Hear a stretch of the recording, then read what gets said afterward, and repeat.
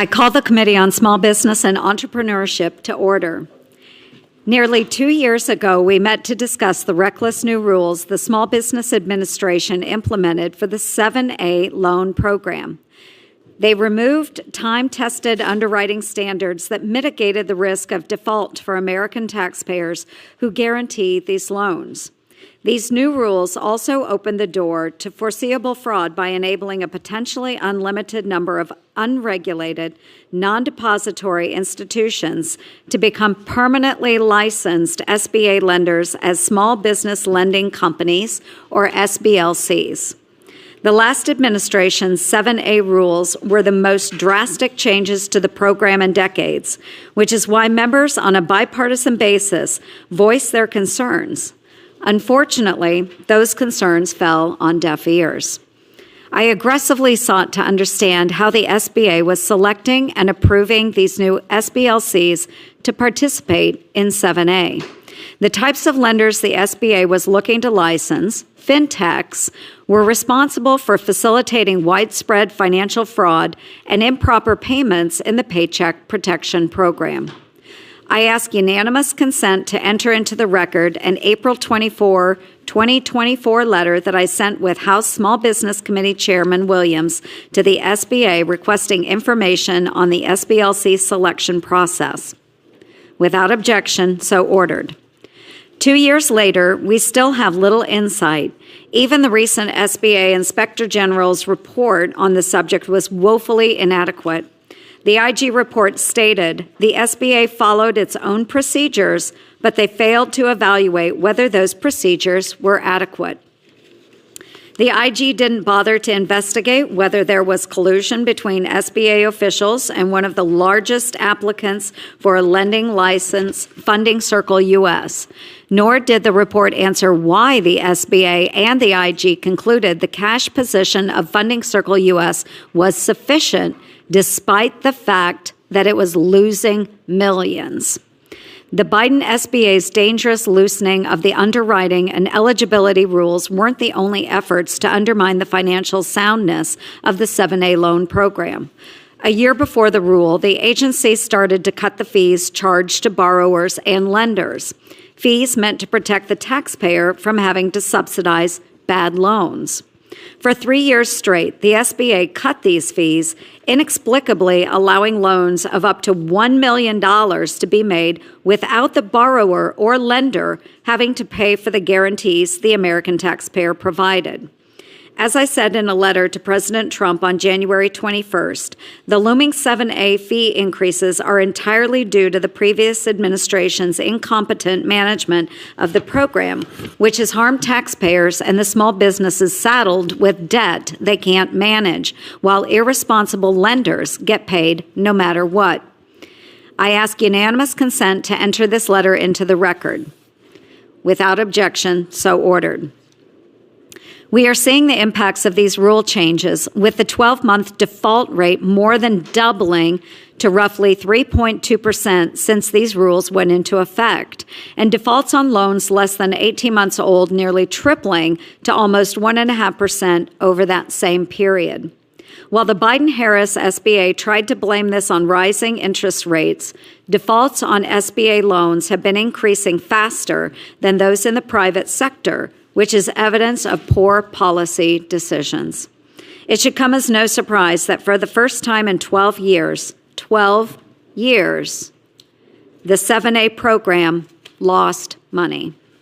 This negative cash flow must be immediately addressed by reversing the misguided decisions of the past administration.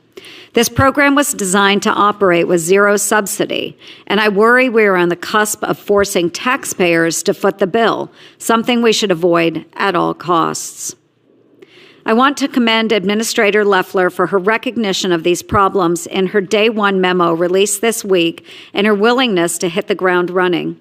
It is clear that the solvency of the SBA's lending programs is a major priority for the administrator, who is committed to doing what's necessary to ensure their zero subsidy status is secure.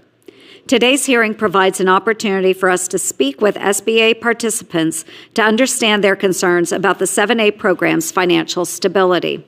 It also allows the committee to gather concrete suggestions on ways to reduce the risk faced by taxpayers when ensuring the program continues to be a resource for entrepreneurs who need assistance accessing capital.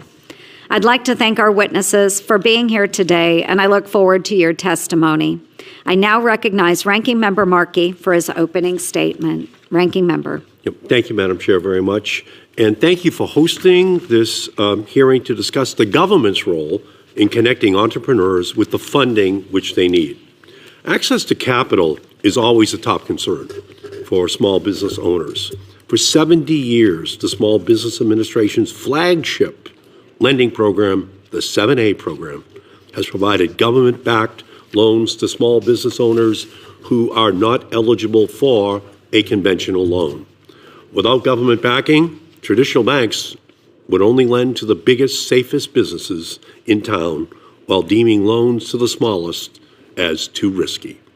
Innovative ideas that benefit communities across the United States would never have come to realization. Ideas that start in a garage would be thrown away before they can ever get off the ground. This is especially true for underserved communities, entrepreneurs of color, and women who have an even harder time, historically, getting funding as a result of historic discrimination. It wasn't until 1974 that a woman was able to get a loan at a bank without a male relative's signature. Unfortunately, as we all know, discrimination still exists today. Black-owned businesses are more likely to be denied loans or receive less money than other borrowers. In fact, according to the Fed's Small Business Credit Survey, in 2023, only 32% of black small business owners with employees received the funding they applied for, compared to 54% of white small business owners.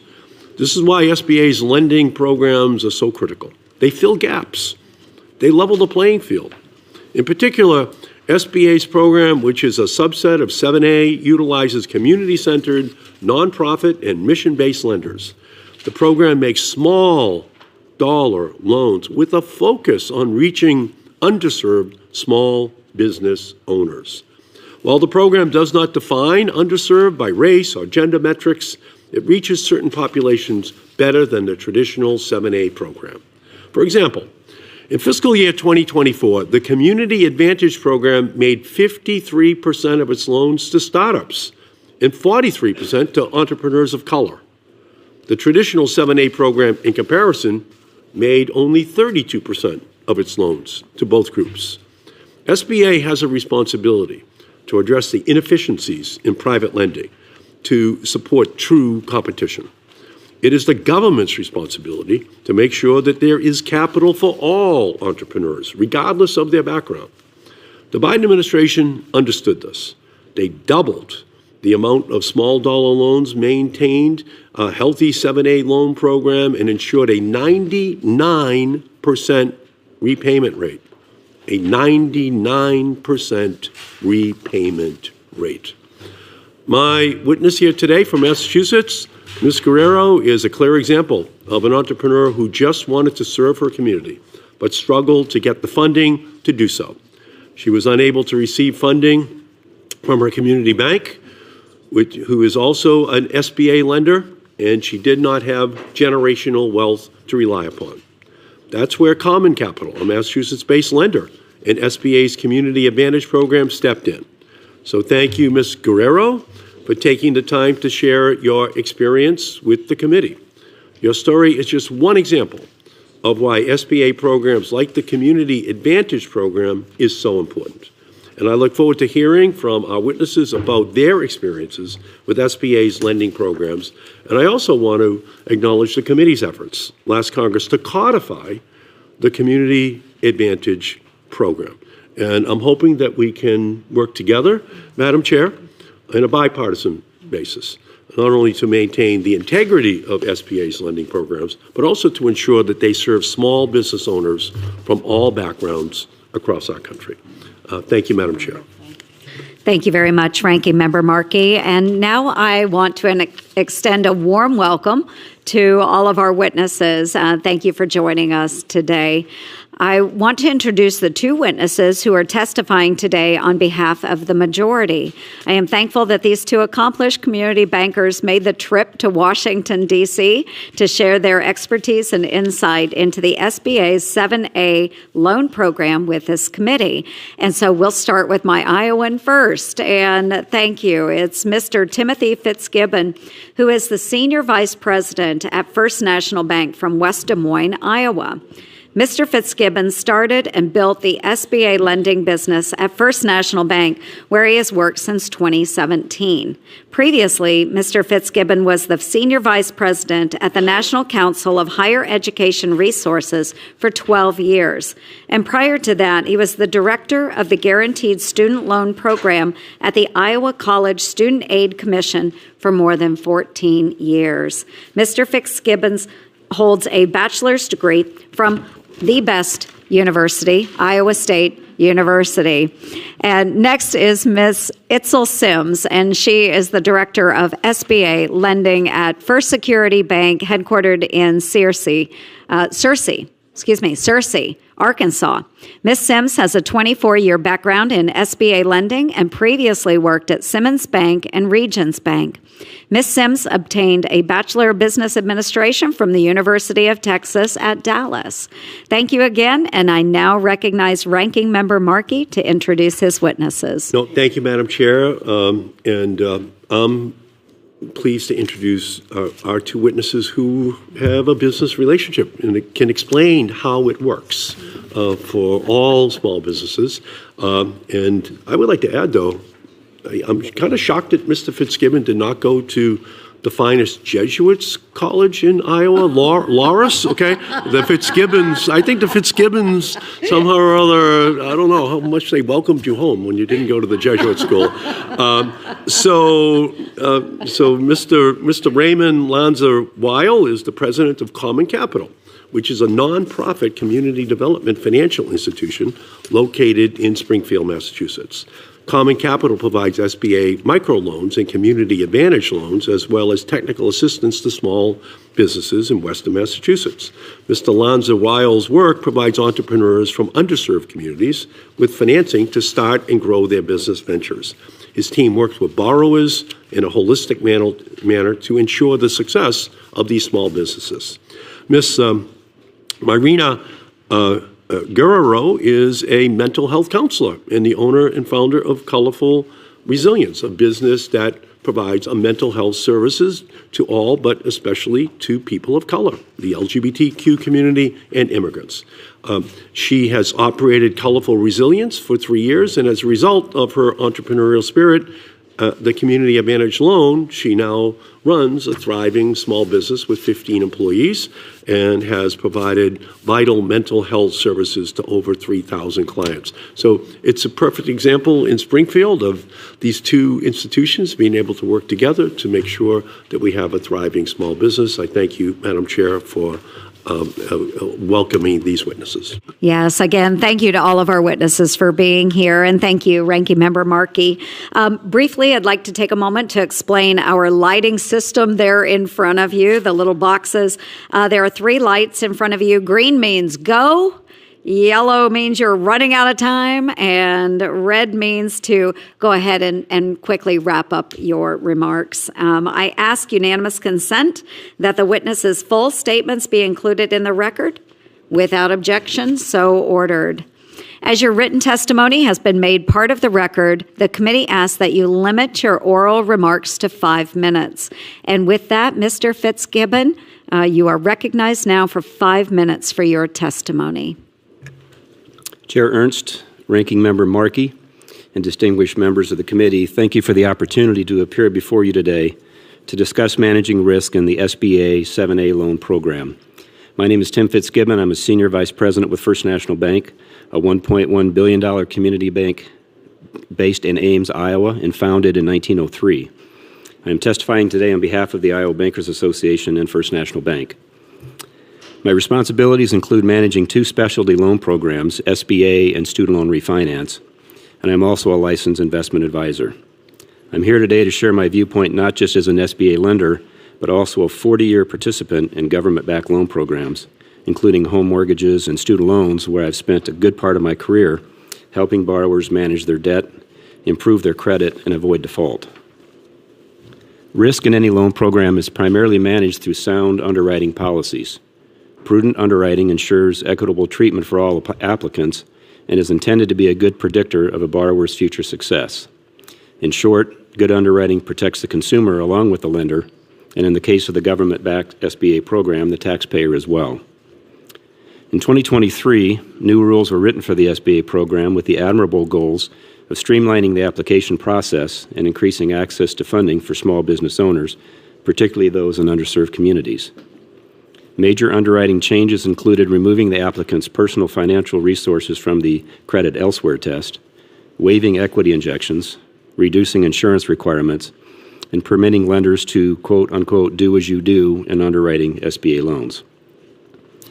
Reducing underwriting criteria to increase loan access is not a new idea in federally backed loan programs, but it has not always proved wise. A similar approach was used in the 1990s to increase homeownership through lowered credit standards for private market and FHA loans, which contributed significantly to the subprime mortgage crisis of 2008. A more recent example continues today with the Federal Parent Plus student loan program. Already low underwriting standards were further diluted in the early 2010s to allow more families to access the Parent Plus program, which has resulted in countless older Americans becoming buried in debt they cannot afford. Originating government-backed loans for borrowers who can never repay them is predatory in nature. It is imperative that the SBA closely monitor the impact of its reduced underwriting standards on the borrowers it serves. To that end, early indicators suggest that there are already signs of credit stress for SBA loans made under the new rules. For example, according to a recent risk assessment by the SBA, I quote, "The Small Business Administration's flagship 7A program lost hundreds of millions of dollars in 2024 as agency fee reductions combined with an increase in loan defaults to result in negative cash flow."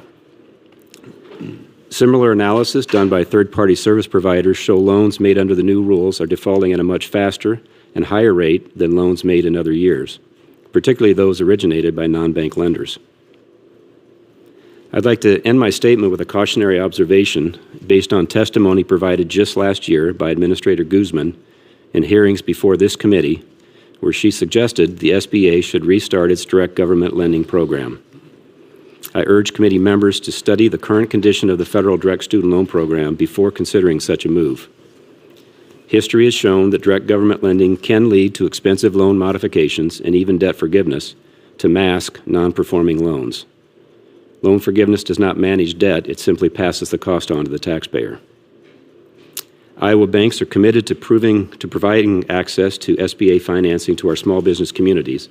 While we applaud efforts to streamline SBA loan processing and expand in a safe and sensible manner the number of small businesses the SBA program can assist, we urge Congress and the Small Business Administration to restore prudent underwriting standards and ensure proper oversight for all of its lending partners. I look forward to your questions, and I thank you again for the honor of participating in this hearing. And Senator Markey, I'm proud to tell you that my daughter's a Loras grad.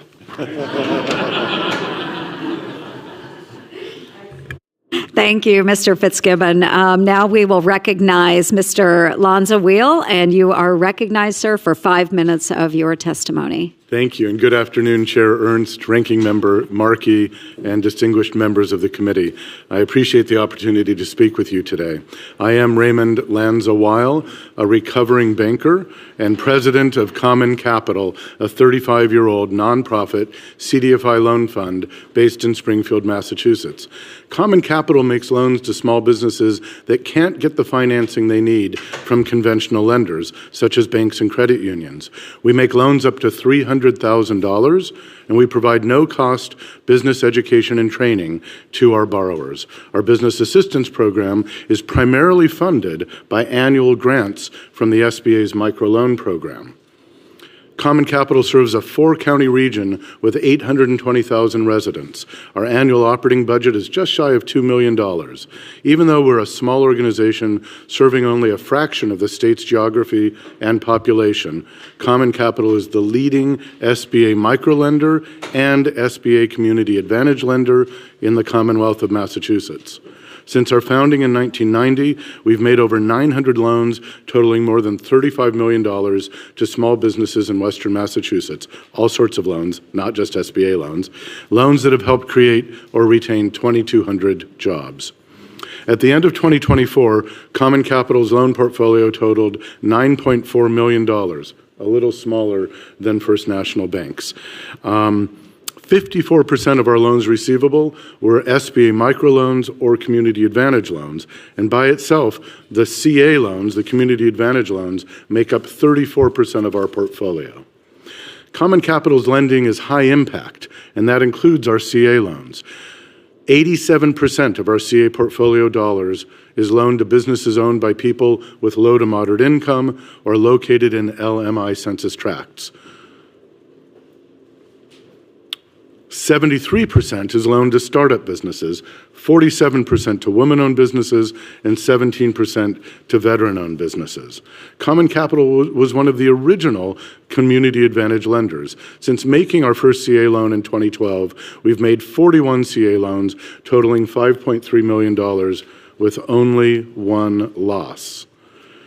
The Community Advantage program helps us fulfill our mission of creating economic opportunities for people with low to moderate income by increasing access to capital for the small businesses they own. For example, here's a story about one of our CA loans. Alan had worked in construction in rural Western Massachusetts for over 35 years when, in 2018, he had an entrepreneurial seizure and decided to open his own timber frame construction business. After 3 successful years, significant supply chain issues and higher prices on construction materials resulted in losses on a large fixed-price contract. But demand for Alan's craftsmanship continued to grow, so the business sought financing for new equipment and working capital from their bank, which was unable to help them due to their recent losses. Alan turned to Common Capital. The path to yes was challenging because the business's assets available as collateral were well short of our underwriting requirements. Common Capital was able to offset this shortfall with an 85% Community Advantage guarantee, and today this rural business has retained its 6 employees, hired new ones, and is thriving. As you know, as this story illustrates, regulated financial institutions can't help every business that applies for a loan, and nor should they. Banks necessarily say no to some applicants in order to protect their depositors and shareholders and to contribute to the safety and soundness of our financial system. Yet banks and credit unions are our primary source of referrals. We don't compete with banks. We support and augment their customer relationships. Referring banks keep their customers as depositors and continue to provide other banking services to these businesses. When we provide a loan to a bank's customer, it's a win-win-win.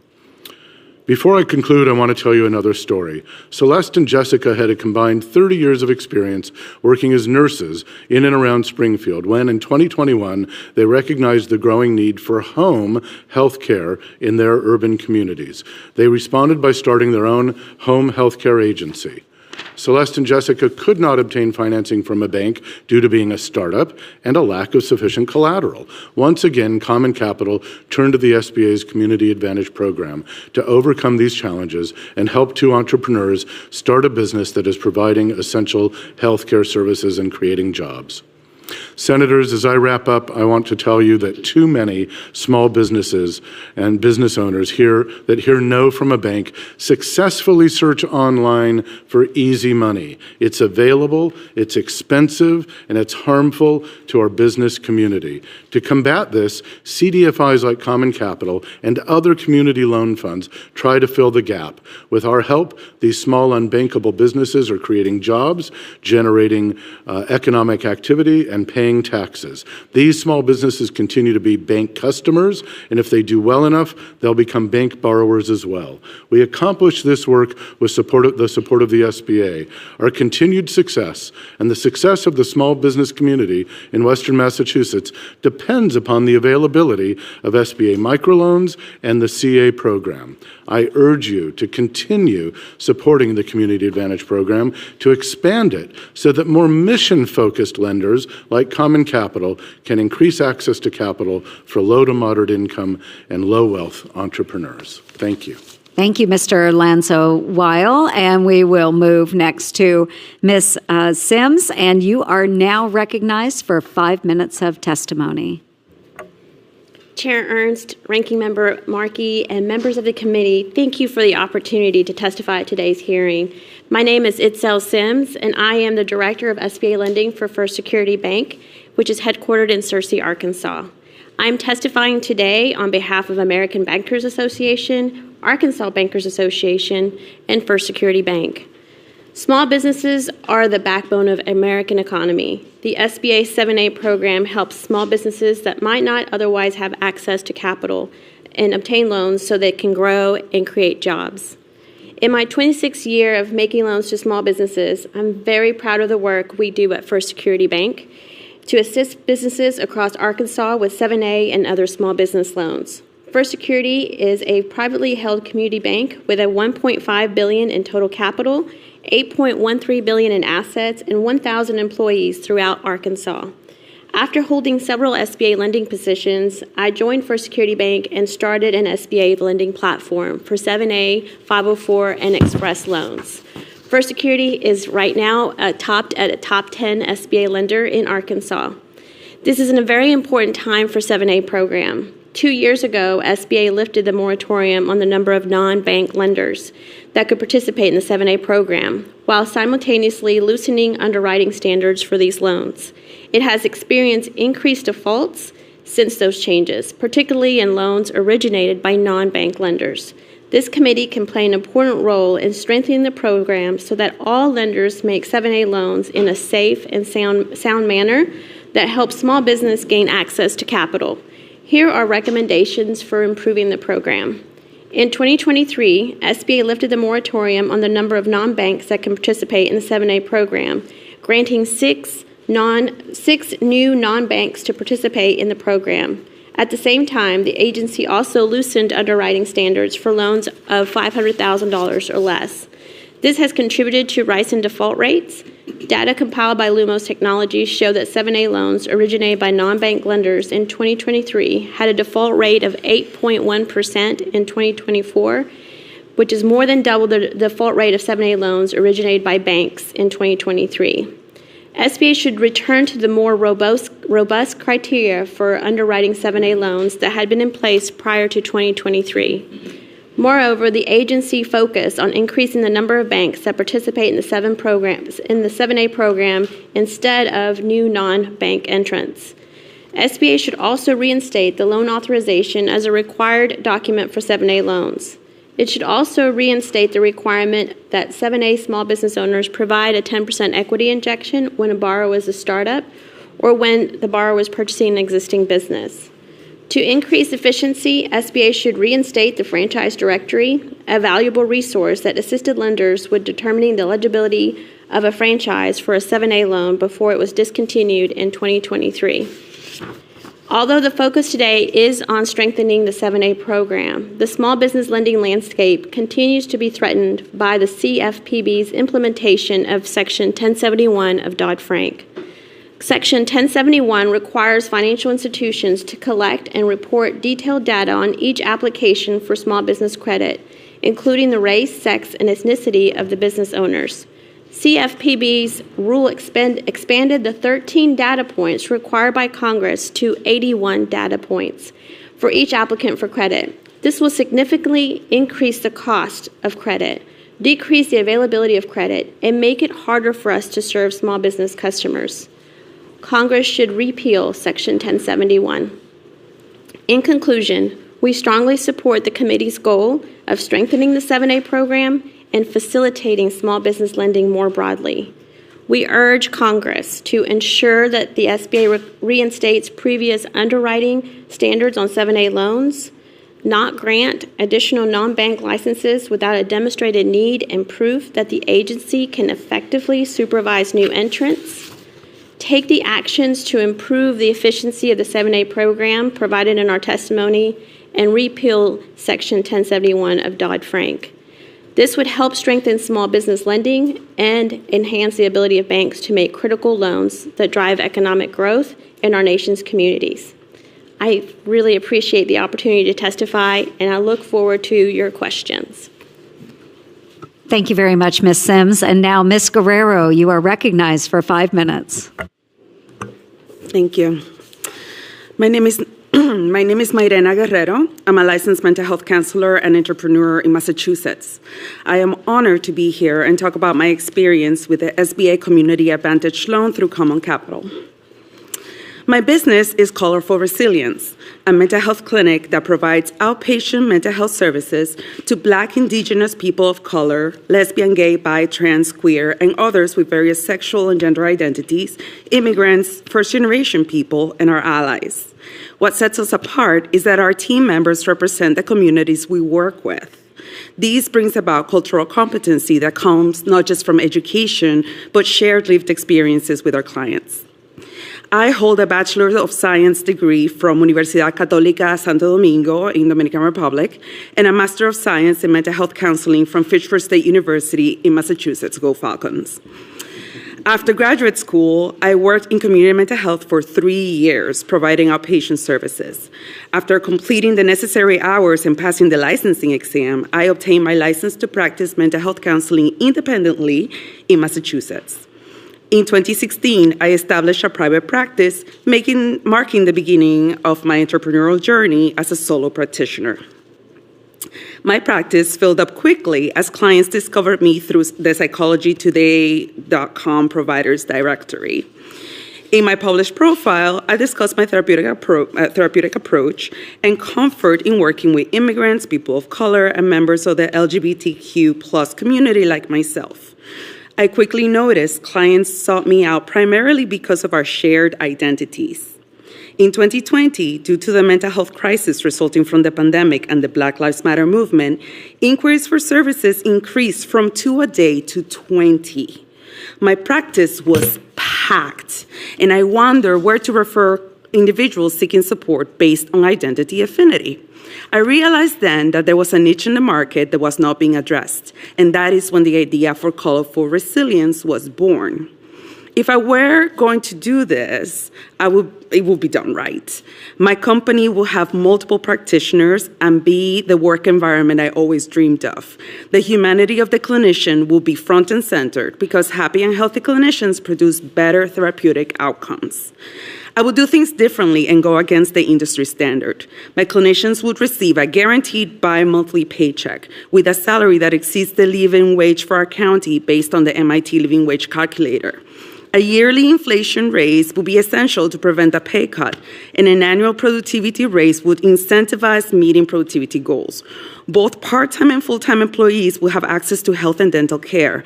Additionally, the company would reimburse continuing education credits as 15 CEs are required annually to maintain our licenses. And now we're in year 3, and this year we're able to offer 401k to our employees. Burnout is a significant issue in the mental health field, leading to frequent turnover and a mass exodus from the profession. I recognize that establishing reasonable and sustainable productivity expectations is crucial. Furthermore, supporting and encouraging clinicians to attain their private practices is essential for maximizing their earnings and increasing representation from these communities in the field. In other words, my team members were not leaving Colorful Resilience because we were a lousy employer, but because they were ready to self-actualize professionally. So the idea was there, and it was a good one. But I needed capital, so I went to talk to my community bank of 15 years. I sat down with a person from commercial lending, business plan in hand. He listened to me and told me it was an excellent idea, but that they didn't fund startups. For them to lend me the $300K I needed to start my business, I would need to have assets that amounted to that much, which I didn't. It was the bank who told me about Common Capital. I went to Common Capital's website and filled out a simple form. Then, with a business plan in hand, I met with them. They supported my idea and told me they would work with me to secure the funds I needed to make it a reality. Common Capital helped me secure an SBA Community Advantage loan for $250,000 and a $50,000 microloan at a 6-year term and a 7.5 interest rate. In addition to the loans, Common Capital helped us get marketing and technical assistance help from a third party, contributing to our recruitment efforts. From the very beginning, Color for Resilience has submitted monthly profit and loss and balance sheet reports to Common Capital, helping keep us accountable as we go. Common Capital invested in Color for Resilience, and we continue to experience the support to this day. On February 23, 2022, Color for Resilience LLC became a registered business entity, and in August of that year, we started seeing clients. Today, according to the Boston Business Journal, Color for Resilience is the 27th largest LGBT-owned business in the state of Massachusetts. We're a profitable company, currently employing 15 people and on track to hire 3 more full-time clinicians this year. We have about 550 active clients, and 3,000 people have had access to care because we exist. Outpatient mental health is primary care. Clients who are adequately supported and at outpatient mental health level rarely need to access higher, more expensive levels of care, like partial hospitalization, inpatient, or like a residential program. We keep the cost of mental health care down. We don't depend on government grants to function, and we pay taxes. Businesses like Color for Resilience keep the American economy going in the right direction. The SBA Community Advantage loan changed my life and the lives of many others. I am grateful that this program exists and was lucky to have access to it. Please continue to support organizations like Common Capital so that they can make businesses like mine possible. Thank you. Thank you, Ms. Guerrero, and thank you for your work in brain health. We really do appreciate that as well. So now we will move on to the question and answer portion of the hearing, and I will recognize myself for 5 minutes for questions, and I will start with Mr. Fitzgibbon. So, Mr. Fitzgibbon, as you know, the Biden administration significantly weakened underwriting standards in the SBA's 7A loan program. Since those changes were implemented, the 12-month default rate has more than doubled, and the early default rate has almost tripled. How important are strong underwriting standards to the long-term stability of the 7A loan program? Thank you, Senator. I think prudent underwriting provides the foundation for long-term stability. There are other factors like guarantee fees and so on, but they're not as important as underwriting. It's truly the cornerstone of managing debt. No, that's good. And Ms. Sims, to you, thank you for being here today. The previous administration allowed additional non-banks, including fintech firms, to participate in the 7A loan program. So as a community banker, how do your underwriting processes differ from those that are non-bank lenders, such as fintech firms, and how do these differences affect the loan performance in the 7A loan program?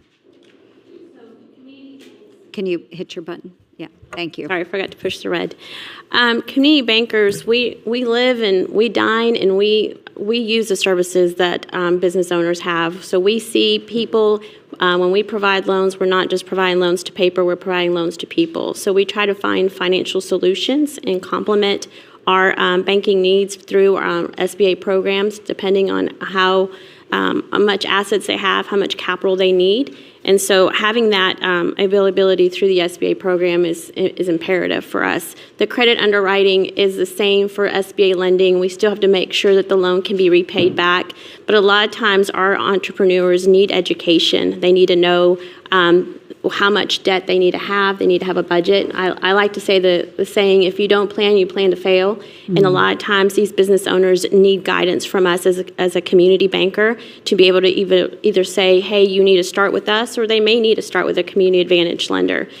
just to get started. So just being there to educate the client makes us very different than fintech, which is where my concern is. Fintech is more about a predatory approach and trying to just give money as fast as they can, and they don't really see them as human. They just see them as another source of financing and getting rates. So that's where my concern is the most, is the fact that they're taking the human approach away from community banking when you allow fintech to take over. Yeah, I do appreciate that support. Thank you. And Mr. Fitzgibbon, the SBA has had 4 straight quarters of negative cash flow. Over roughly that same period, upfront borrower fee revenue has decreased by 13%, while loan purchases, which occur when SBA has to buy a defaulted loan from a lender, have increased by 73%. How concerning are these trends, and what steps need to be taken to ensure that the 7A program continues to operate at zero subsidy from the taxpayer? Well, thank you, Senator. I think 4 quarters of data is, you can't draw every conclusion from 4 quarters of data, but it's all we have. And it is alarming for in comparison to the other vintages. So I think looking at borrower fees is probably, and lender fees, and reintroducing them is probably necessary. I would say that the cost of inaction is high, because regardless of the cost of the taxpayer, every loan that shouldn't have been made that defaults ruins the financial life of that small business owner. And so you could take a wait-and-see approach for the year and see if things normalize, but I think there's a human cost to that to me seems unadvisable. Okay, thank you. And now I would like to ask a question to all the lenders on the panel. Over the last 5 years, we have seen a dramatic expansion in the use of lender service providers, or LSPs, by SBA lenders. These LSPs assist SBA lenders by referring, processing, and servicing loans, and are often increasing the volume of SBA lending. Does your company utilize an LSP, and could you just talk about the proper role of an LSP in assisting SBA lenders? And Mr. Lanzo, while I'll start with you first, and then we'll go to the other lenders. No, we don't. Okay, thank you. Mr. Fitzgibbon. We don't use them. I think they play a helpful role if the lender that they're partnering with has good guardrails. But I think in combined with a fintech lender that it's all about churning volume, I think that they can be a part of the problem. Okay, thank you. Ms. Sims? Starting an SBA department in a community bank is daunting. It's a difficult task. And so it can be very alluring to look at an LSP. I looked at it at one time when I was starting the department. But it's really difficult to keep consistency of your culture, of who you are as a bank, when you outsource it to somebody else. Keeping that consistency and also keeping the culture of your bank is out of your control. And a lot of times, the customer experiences very bad customer service because they're not only dealing with us, they're also dealing with the LSP. If it's sold in the secondary market, they're not able to renegotiate their interest rate. So they're also put some guardrails on that. So LSPs do have a sense of purpose, don't misunderstand me, but they can also abuse that situation. So we do have to enter that cautiously when using LSPs. Okay, thank you. That's very helpful. We do not use LSPs, by the way. Okay, thank you very much. I appreciate that. I will turn it now to Ranking Member Markey for your questions. Thank you. Thank you so much. And so great news. Really, really, really great news. In the United States last year of the Biden administration, 886,000 jobs directly related to 7A. Either created or retained. Great number. Another great number. In Donald Trump's last year before COVID, 2019, the default rate on 7A program, 2.75%. Last year, the last year of the Biden administration, 2.76% default rate. Now, we do admit that the default rate did go down to 1.32%. At the height of COVID, but that was because of this great committee's work, passing the PPP program, passing the EIDL program. We were actually able to lower the default rate because of our actions to help those small businesses. But it's returned to normal. Trump, 2.75%, Biden, 2.76%. So we'll give Trump the win there by 1/10 of 1%. Okay, he wins in that one category. But let's just say we're back to normal in terms of the 7A program, and we should be very, very proud of the work that all these business people are doing out there. This SBA Community Advantage Program has demonstrated success in making small dollar loans to small business owners that struggle. We see this story here in Springfield, Massachusetts. We see the lender and the recipient creating some capitalist magic that otherwise would not exist.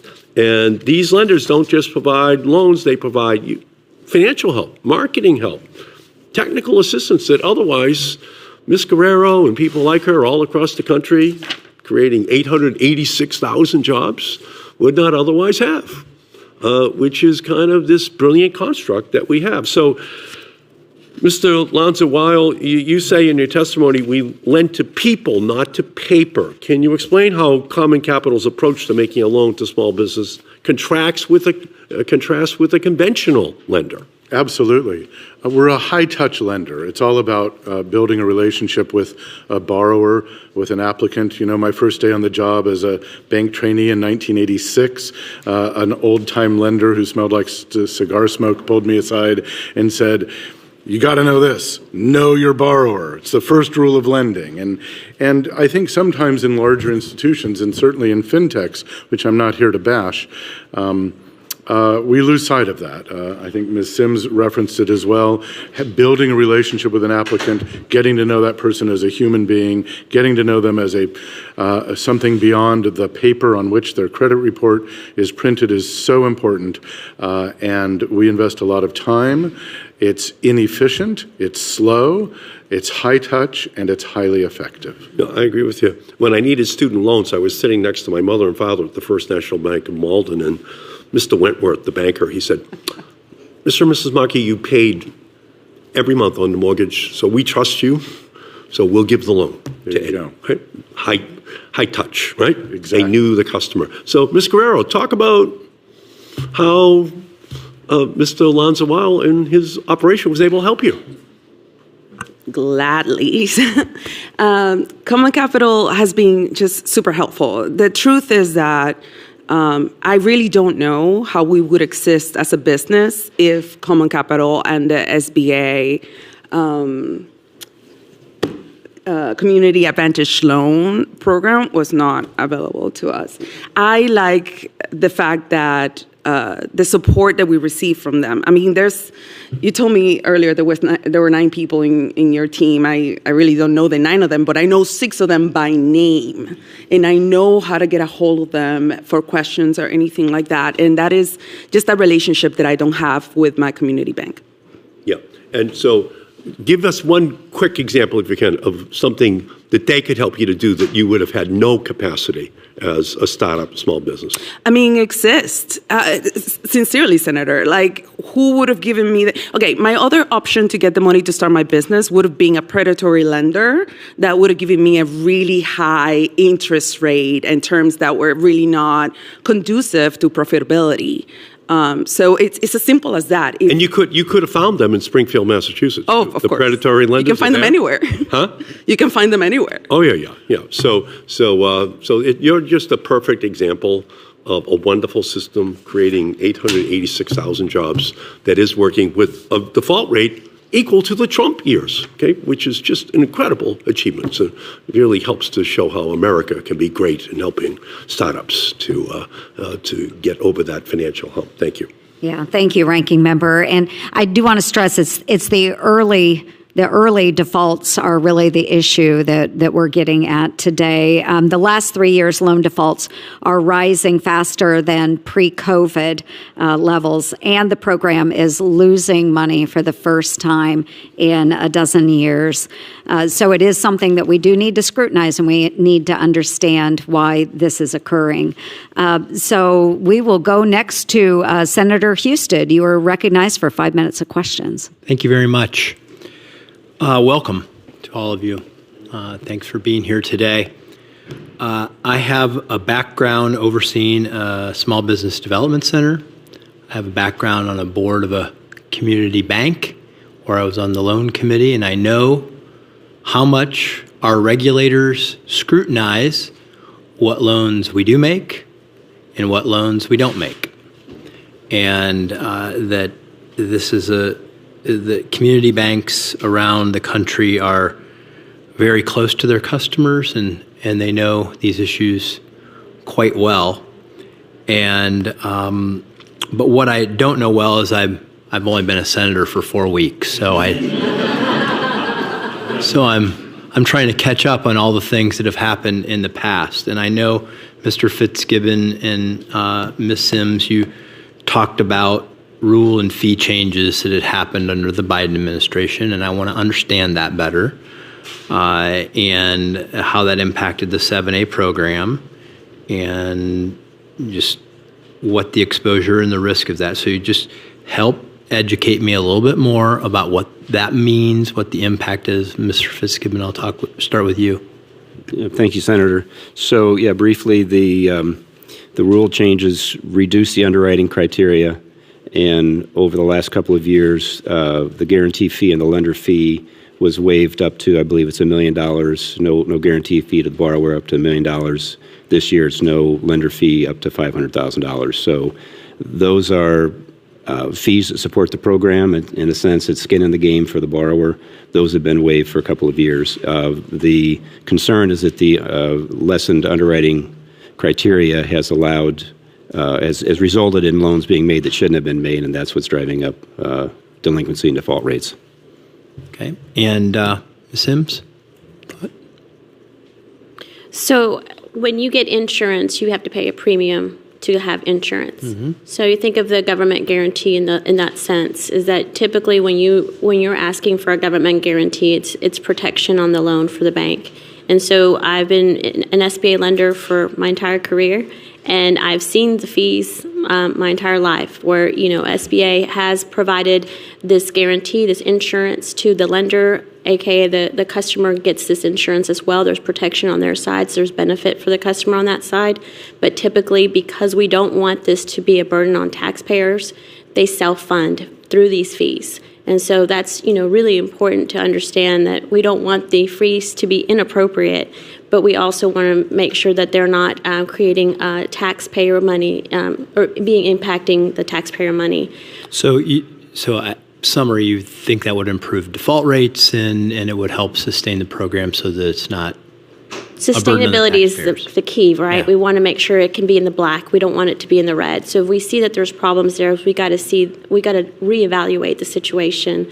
When it comes to the underwriting, that's something else that I've never seen the what we call the SOP dramatically change to do what you do. That's the rule, and makes it very complicated to know, because I, as a community bank, can operate differently than another community bank, and having the regulations so loose, if you do what you do, also doesn't provide what I call a level playing field. And so that's important to also understand, is that the SOP has changed, and now if you feel comfortable providing loans that are, what I would say not prudent, then you're allowed to do that, because you are not regulated in the same way as maybe a community bank that has higher regulations. Great. Mr. Alonzo Weil, do you have a thought on that? Thank you, Senator. I don't know much about the fees. Yeah. What I do know is about underwriting standards. We're required to maintain our underwriting standards, even when the rules change in the SOP, the standard operating procedures. I think what we're hearing is that there are some lenders that haven't followed their own prudent underwriting guidelines, and that's perhaps not the fault of the program, that's the fault of the lender. So I'd be cautious about throwing the baby out with the bathwater. Our default rate hasn't changed. Among all the CDFIs I know, the default rate hasn't changed, because we're very focused on making good loans in our market. It sounds as if there's a lot of lenders out there that aren't doing that, and they should have more guidance and be more careful, and I would hate for their imprudent lending to harm our prudent lending. Okay. Thank you. Yes, thank you, Senator. Senator Rosen. Thank you, Chair Ernst, Ranking Member Markey, and thank you all for being here and just spending, well, of course, your life working with small businesses and for your work really in the mental health space. It's so needed. And I'm going to give a little bit of a plug here for Nevada's credit union and community banks. I know them all so well, and I will say during the COVID crisis, but all the time, like you said, they're in the neighborhood. These are their friends, their neighbors. They know people. They have a relationship with them. They know if maybe a family emergency happened and they can't pay something now and they'll pay it later, and they really want to see communities thrive. So I'm just know the importance of this kind of lending and that special touch that you can give. It's very meaningful. And so I think we can all agree that the 7A program, it's a vital source of funding for our small businesses. And Nevada business have received over 700 loans totaling $355 million just last year alone. 99% of businesses in Nevada are small businesses, by the way. Although we're known for those big casinos, 99% are the small businesses. But it should be a shared bipartisan priority for the program, like you say, to run as efficiently as possible. And I'm really thankful for your testimony so far. But it's not surprising that loan defaults, delinquencies, are more likely in times of economic uncertainty. And small businesses may face declines in sales or subsequent cash flows. Mental health, of course, I think you're going to stay pretty steady there. But similarly, poor economic conditions can put a strain on lenders who may be tightening their criteria and reduce their loan volume. And so we might look at looming tariffs, unreliable federal funding, economic uncertainty. It's critical we understand, again, the impact it's going to have on all of you. So, Mr. Lanzawal, can you discuss how the broader economic picture in this country is going to affect maybe the borrower's loan performance and your lending activity? Thank you, Senator. I think you said the word already. It's uncertainty. The uncertainty that's existing in the marketplace today because of so much rapid and chaotic change is making it hard for us to plan. Mm-hmm. I don't know what the SBA's budget will look like next year. None of us do, obviously. I hope it's robust. But as we begin planning for our next fiscal year, we don't know how much money we can count on for an SBA grant that supports the business assistance that is so critical to supporting entrepreneurs like Mayrina.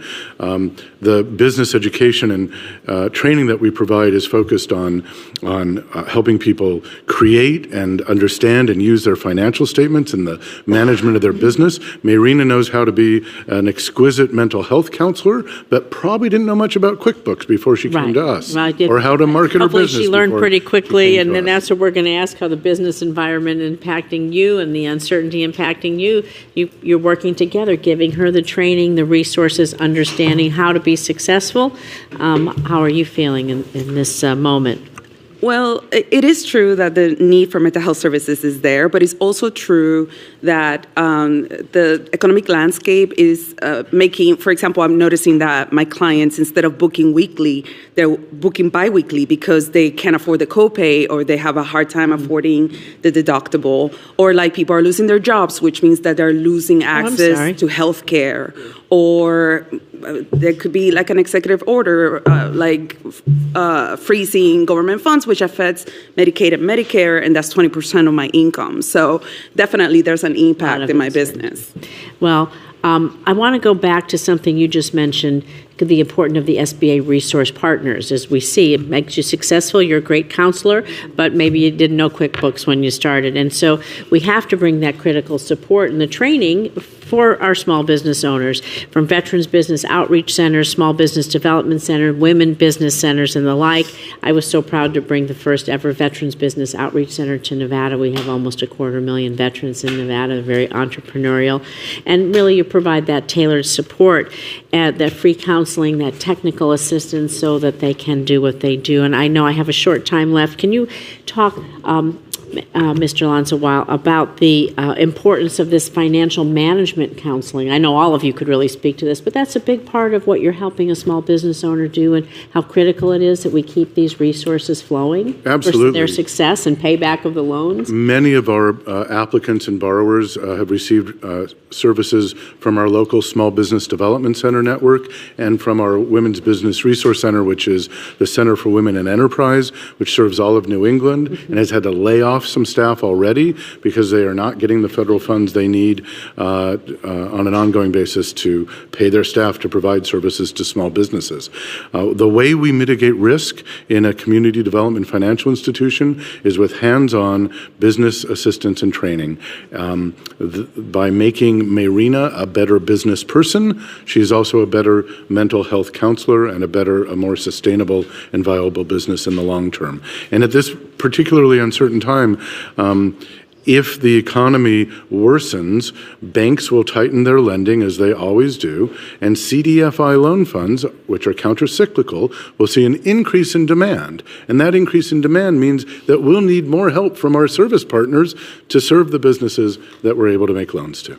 Well, thank you. I do believe small businesses, they're the engine of our economy, every state. Thank you for having this hearing, Madam Chair, and we need to continue to invest in the good work that you're doing. Thank you. Great. Thank you, Senator Rosen. Senator Booker, you are recognized. Thank you so much. I was excited to get on this committee when I got here because I spent so much time as a mayor trying to get more access to capital for businesses in the city of Newark, and we were able to see an explosion during a recession of new investment into our city, entrepreneurs succeeding.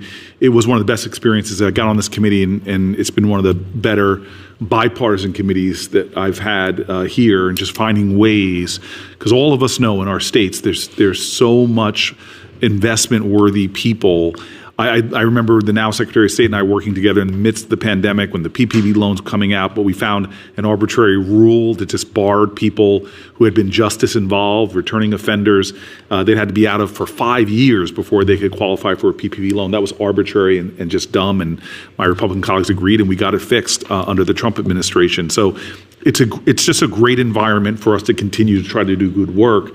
I'm a big person who believes in entrepreneurialism and the power for communities of capitalism, the double, triple, quadruple bottom lines that we find. And so I just want to jump into some areas really quickly. One concern I have, having had so much experience with micro loan programs inspired by the Grameen Bank in my community, I'm really worried that we've had 15 years of mission-based lenders through the Community Advantage program that have worked closely with small businesses to help them get the capital they need, which is often small. But in January, the SBA announced it would increase the loan maximum up to $500,000, which I think is going to have a really stunning impact. And right now, I'm hearing from lenders that they haven't had communication really from the SBA on whether they can offer increased loans to small business owners.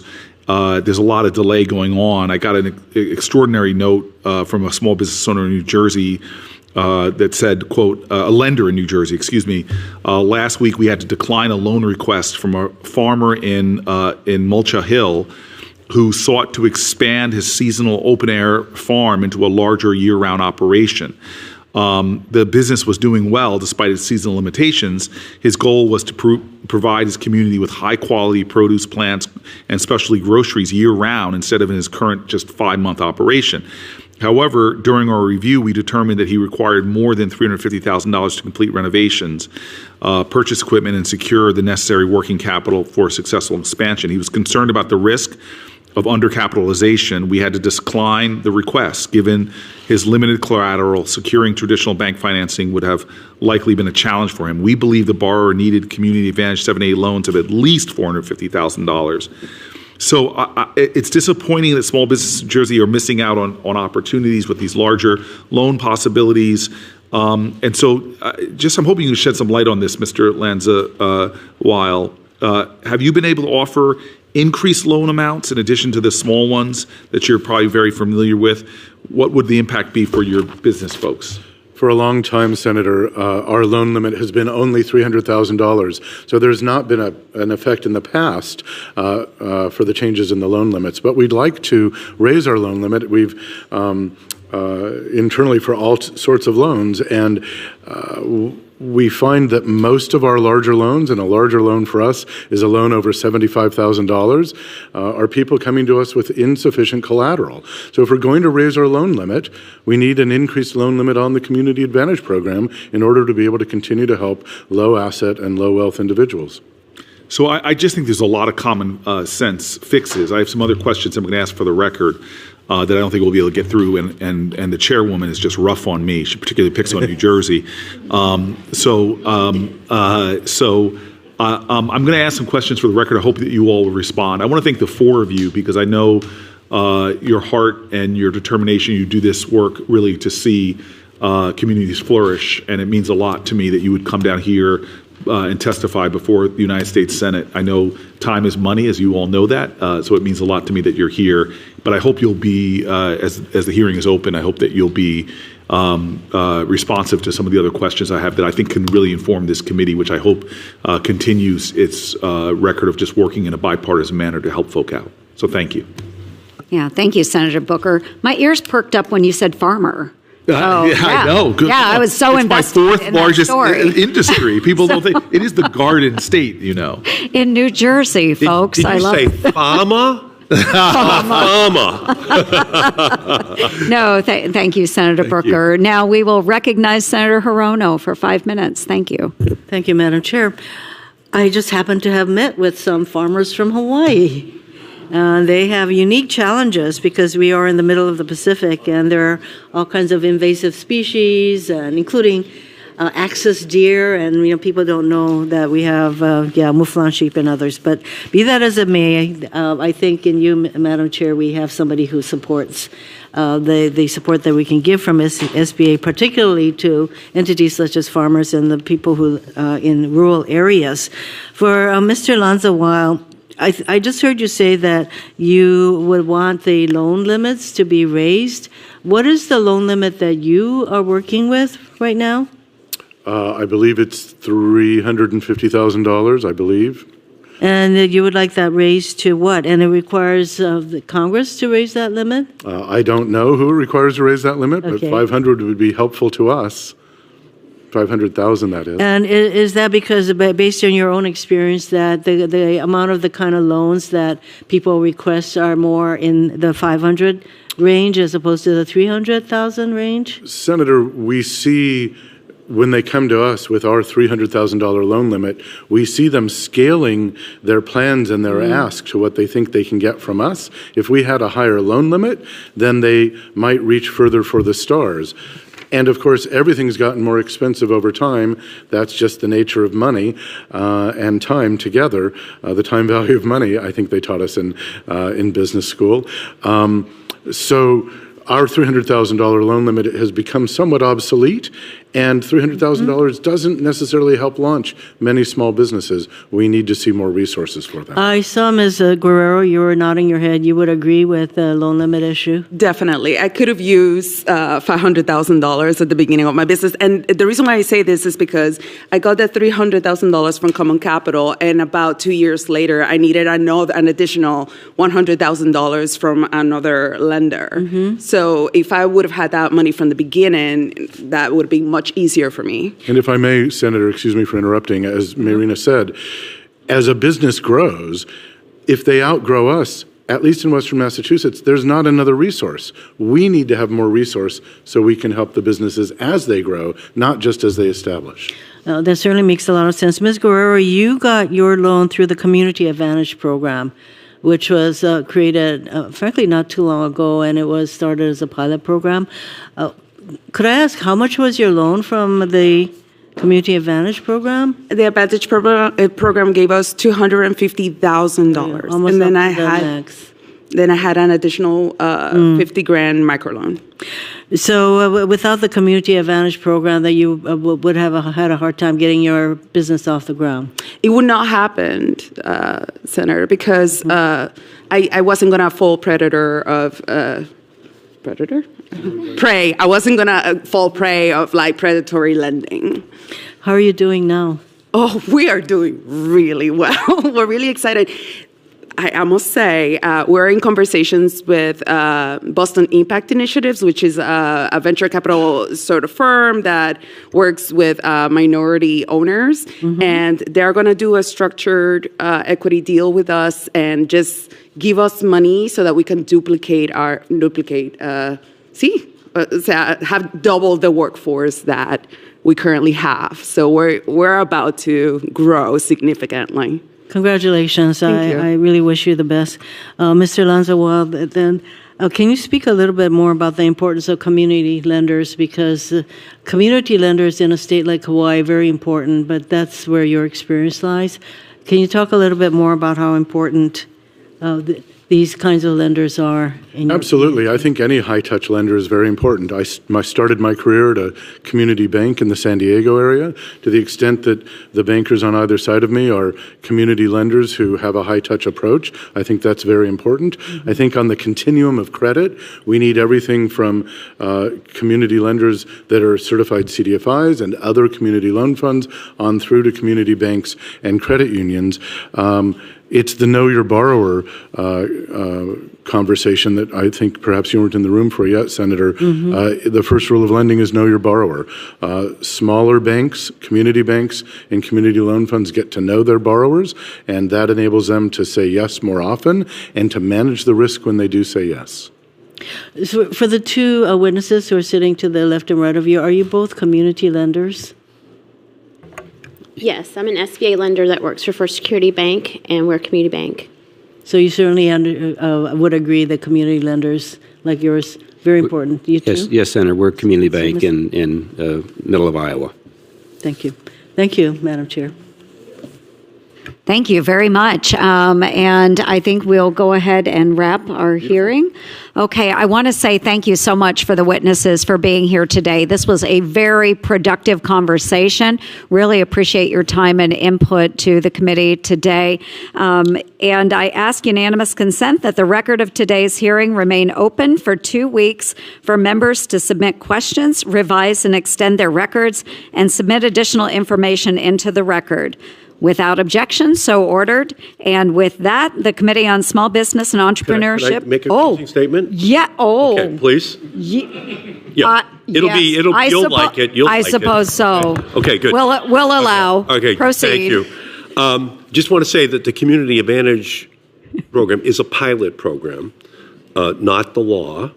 And the Senate Small Business Committee, in its wisdom, in 2013, passed out of this committee by 18-1, the codification of the Community Advantage program. It was blocked on the floor by Senator Paul, which is a common fate for many pieces of legislation, I might say. But we could work together once again to try to pass that bill.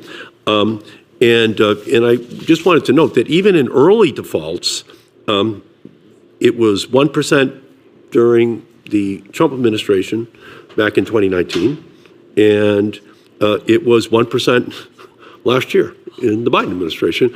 And it went down lower, actually, because of PPP and EIDL, but even the early default is kind of just returning to where it was before COVID. And the 7A loan program is healthy. 99% of loans are being repaid. Despite the short-term increases in the default rate, this rate is actually normalizing back to pre-pandemic levels, which is great. And I just want to go back to Mr. Wentworth at the First National Bank of Malden. I remember sitting there. He looked a lot like you. Well, Mr. Wentworth really didn't look like you, Mr. Weil, if you know what I mean. But the earlier generation, those old waspy bankers in New England, in that small city. My father drove a truck for the Hood Milk Company, and my mother was very mad at me for losing the full scholarship, that I should have studied harder, she said. And we're sitting there, and my mother said, take out as much money as you want, Eddie, because you're going to pay it back, not your father. He's not going to take a second job. And I was in Congress at age 30, and because I went to the Loras College and Law School of Boston, called Boston College and Boston College Law School, I was elected at age 30. Those loans helped. My father was a milkman. And I was paying back the student loans for 6 years as a member of Congress. I was the poorest member of Congress. All I had was student debt and my car payments. I had no other assets, but he knew his lender. I mean, he knew his customer. He knew who he was loaning to. It was my mother and father, and they would make sure I paid it back.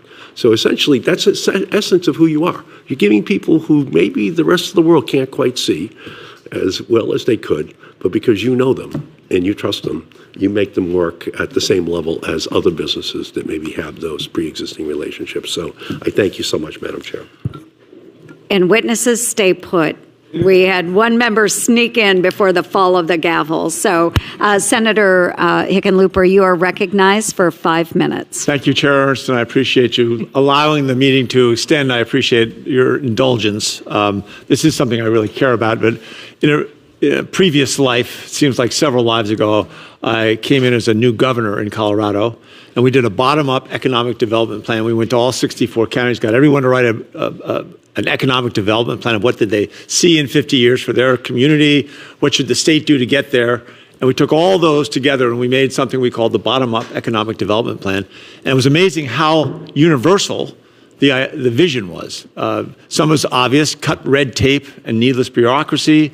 Sometimes it was get a better workforce training, stop marketing the state for skiers, but for entrepreneurs. But one thing we heard everywhere was to find ways to get better access to capital for people trying to start small businesses. So, Mr. Alonzo Weil, I guess I'll start with you. This Community Advantage program of expanding access to capital for underserved communities.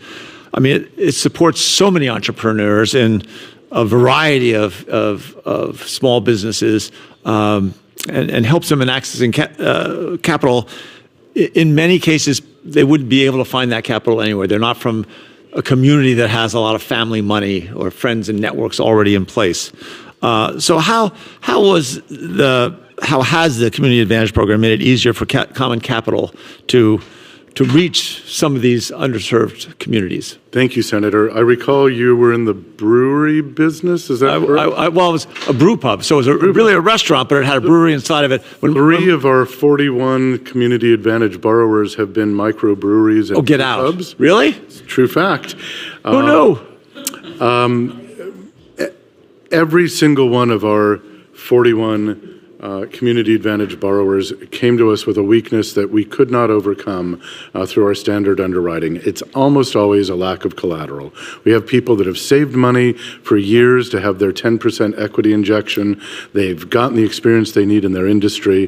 They have a good business plan that's reasonable and achievable. They're buying assets, in some cases, with their loan. In the case of Mayrina, it was couches and clocks.